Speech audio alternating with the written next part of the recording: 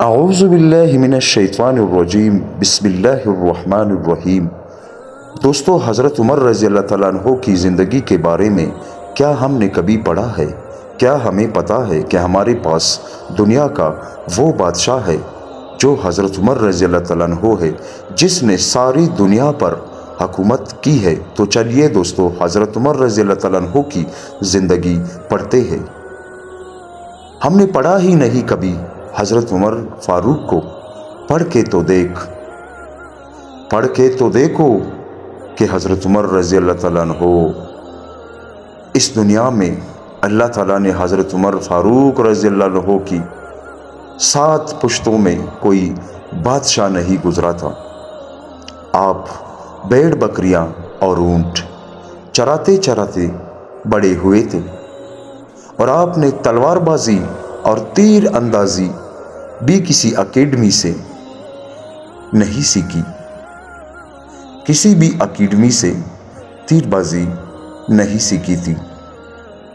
سکندر اعظم organized army کے ساتھ 10 برسوں میں 17 لاکھ مربع میل کا علاقہ فتح کیا تھا، جبکہ حضرت عمر فاروق رضی اللہ عنہ نے 10 برسوں میں آرگنائزڈ آرمی کے بغیر 22 لاکھ مربع میل کا علاقہ فتح کیا،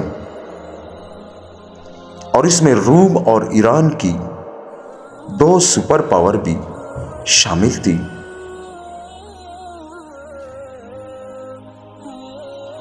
آج کے سیٹلائٹ، میزائل اور آبدوزوں کے دور میں بھی دنیا کے کسی حکمران کے پاس اتنی بڑی سلطنت نہیں جو حضرت عمر فاروق رضی اللہ عنہ نے نہ صرف گھوڑوں کے پیٹھ پر فتح کرائی تھی، بلکہ اس کا انتظام و انصرام بھی چلایا تھا۔ الیگزینڈر نے فتوحات کے دوران اپنے بے شمار جنرل قتل کرائے۔ بے شمار جرنیلوں اور جوانوں نے اس کا ساتھ چھوڑا۔ اس کے خلاف بغاوتیں بھی ہوئی، اور ہندوستان میں اس کی فوج نے آگے بڑھنے سے بھی انکار کر دیا۔ لیکن حضرت عمر فاروق رضی اللہ عنہ کے کسی ساتھی کو ان کے حکم سے سرتابی کی جرات نہ ہوئی۔ دوستو، وہ ایک ایسے کمانڈر تھے کہ آپ نے عین میدان جنگ میں عالم اسلام کے سب سے بڑے سپہ سالار حضرت خالد بن ولید رضی اللہ تعالی عنہ کو معزول کر دیا، اور کسی کو یہ حکم ٹالنے کی جرات نہ ہوئی۔ آپ نے حضرت سعد بن ابی وقاص رضی اللہ عنہ کو کوفے کی گورنری سے ہٹا دیا۔ آپ نے حضرت حارث بن کعب رضی اللہ عنہ سے گورنری واپس لے لی۔ آپ نے حضرت عمر بن العاص رضی اللہ عنہ کا مال ضبط کر لیا، اور آپ نے حمص کے گورنر کو واپس بلا کر اونٹ چرانے پر لگا دیا، لیکن کسی کو حکم عدولی کی جرات نہ ہوئی۔ دوستو، حضرت عمر رضی اللہ تعالیٰ عنہ کی وہ شان ہے۔ الیگزینڈر نے 17 لاکھ مربع میل کا علاقہ فتح کیا، لیکن دنیا کو کوئی نظام، کوئی سسٹم نہ دے سکے۔ لیکن حضرت عمر رضی اللہ تعالیٰ عنہ نے دنیا کو ایسے سسٹم دیے جو آج تک پوری دنیا میں رائج ہے۔ دوستو، سب سے پہلے سن ہجری کا اجرا کیا، جیل کا تصور دیا، مؤذنوں کی تنخواہیں مقرر کی، مسجدوں میں روشنی کا بندوبست کرایا۔ پولیس کا محکمہ بھی حضرت عمر رضی اللہ عنہ نے بنایا ہے، ایک مکمل عدالتی نظام کی بنیاد رکھی۔ آبپاشی کا نظام حضرت عمر رضی اللہ عنہ نے قائم کرایا۔ فوجی چونیاں حضرت عمر رضی اللہ عنہ نے بنوائی، فوج کا باقاعدہ محکمہ قائم کیا۔ آپ نے دنیا میں پہلی بار دودھ پیتے بچوں، معذوروں، بیواؤں اور بے آسراؤں کے وظائف مقرر کیے۔ آپ نے دنیا میں پہلی بار حکمرانوں، سرکاری عہدیداروں اور والیوں کے اثاثے ڈکلیئر کرنے کا تصور دیا۔ آپ نے بے انصافی کرنے والے ججوں کو سزا دینے کا سلسلہ بھی شروع کیا۔ دوستو، حضرت عمر رضی اللہ تعالیٰ عنہ نے دنیا میں پہلی بار حکمران کلاس کی اکاؤنٹیبلٹی شروع کی۔ حضرت عمر رضی اللہ تعالیٰ عنہ راتوں کو تجارتی قافلوں کی چوکیداری کیا کرتے تھے۔ آپ فرمایا کرتے تھے، جو حکمران عدل کرتے ہیں وہ راتوں کو بے خوف سوتے ہیں۔ آپ کا فرمان تھا، قوم کا سردار قوم کا سچا خادم ہوتا ہے۔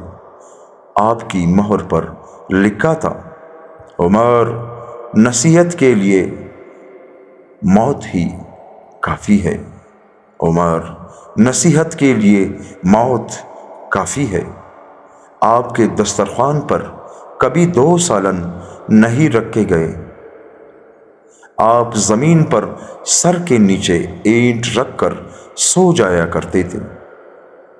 آپ سفر کے دوران جہاں نیند آ جاتی تھی، آپ کسی درخت پر چادر تان کر سایہ کرتے اور سو جاتے تھے، اور رات کو ننگی زمین پر دراز ہو جاتے تھے۔ دوستو، حضرت عمر رضی اللہ عنہ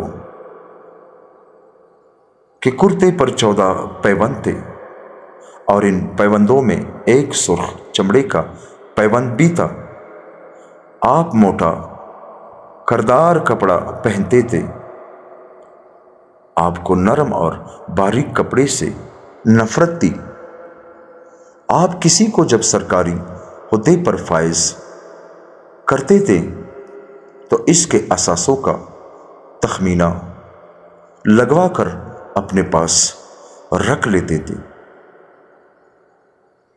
اور اگر سرکاری عہدے کے دوران اس کے اثاثوں میں اضافہ ہو جاتا تو آپ اس کے اکاؤنٹیبلٹی کرتے تھے۔ آپ جب کسی کو گورنر بناتے تو اسے نصیحت فرماتے تھے، کبھی ترکی گھوڑے پر نہ بیٹھنا، باریک کپڑے نہ پہننا، چنا ہوا آٹا نہ کھانا، دربان نہ رکھنا، اور کسی فریادی پر دروازہ بند نہ کرنا۔ آپ رضی اللہ عنہ فرماتے تھے، ظالم کو معاف کر دینا مظلوموں پر ظلم ہے۔ آپ کا یہ فقرہ آج انسانی حقوق کے چارٹر کی حیثیت رکھتا ہے۔ مائیں بچوں کو آزاد پیدا کرتی ہے، تم نے انہیں کب سے غلام بنا لیا؟ فرمایا، میں اکثر سوچتا ہوں اور حیران ہوتا ہوں، عمر بدل کیسے گیا؟ آپ اسلامی دنیا کے پہلے خلیفہ تھے جنہیں امیر المؤمنین کا خطاب دیا گیا۔ دوستو، حضرت عمر رضی اللہ تعالیٰ عنہ دنیا کے تمام مذاہب کی کوئی نہ کوئی خصوصیت پہ اسلام کی سب سے بڑی خصوصیت عدل ہے، اور حضرت عمر فاروق رضی اللہ عنہ نے وہ شخصیت ہے جو اس خصوصیت پر پورا اترتے ہیں۔ آپ کے عدل کی وجہ سے عدل دنیا میں عدل فاروقی ہو گیا۔ آپ شہادت کے وقت مقروض تھے، چنانچہ آپ کی وصیت کے مطابق آپ کا واحد مکان بیچ کر آپ کا قرضہ ادا کر دیا گیا، اور آپ دنیا کے واحد حکمران تھے جو فرمایا کرتے تھے، میرے دور میں اگر فرات کے کنارے کوئی کتا بھی بھوک سے مر گیا تو اس کی سزا حضرت عمر فاروق رضی اللہ عنہ کو بھگتنا ہوگی۔ سبحان اللہ دوستو، حضرت عمر رضی اللہ تعالیٰ عنہ کی کیا شان ہے۔ حضرت عمر رضی اللہ عنہ فرمایا کرتے تھے، میں دنیا بھر کے مورخین کو دعوت دیتا ہوں، وہ الیگزینڈر کو حضرت عمر فاروق رضی اللہ عنہ کے سامنے رکھ کر دیکھے۔ انہیں الیگزینڈر حضرت عمر فاروق رضی اللہ عنہ کے حضور پہاڑ کے سامنے کنکر دکھائی دے گا، کیونکہ الیگزینڈر کی بنائی ہوئی سلطنت اس کی وفات کے 5 سال بعد ختم ہو گئی، جبکہ حضرت عمر فاروق رضی اللہ عنہ نے اپنے دور میں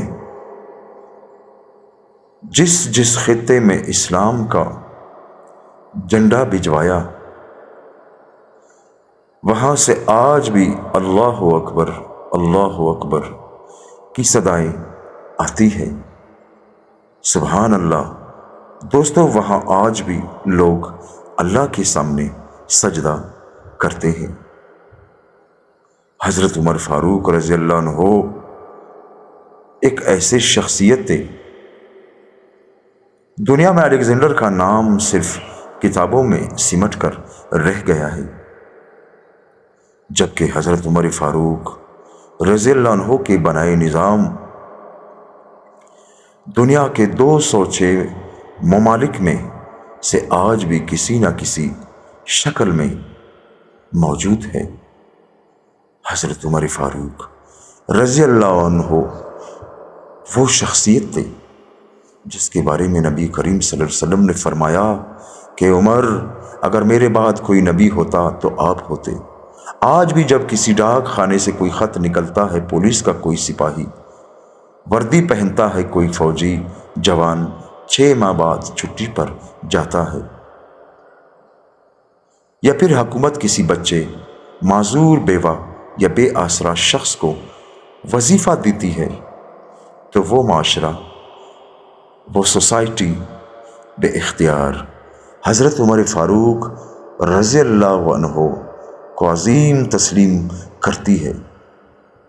وہ انہیں تاریخ کا سب سے بڑا سکندر مان لیتی ہے،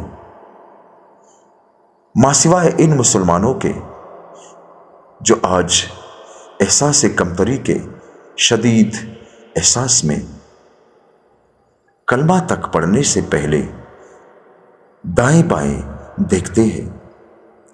دوستو، ایسے کمزور مسلمانوں کی کیا حالت ہوگی۔